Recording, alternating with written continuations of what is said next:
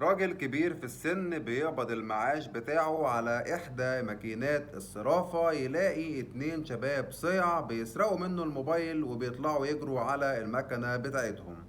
تعال أقول لك إيه اللي حصل. وتحديدا في اسكندرية، راجل كبير في السن بيقبض المعاش بتاعه على إحدى ماكينات الصرافة.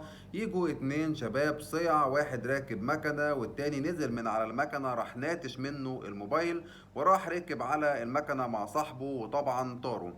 الراجل المسن دوت عمل بلاغ في اسم تاني المنتزه في اسكندرية، والشرطة طبعا كالعادة قدروا ان هم يوصلوا للشابين دول، اللي تبينوا في التحقيقات ان هم الاتنين من اسكندرية.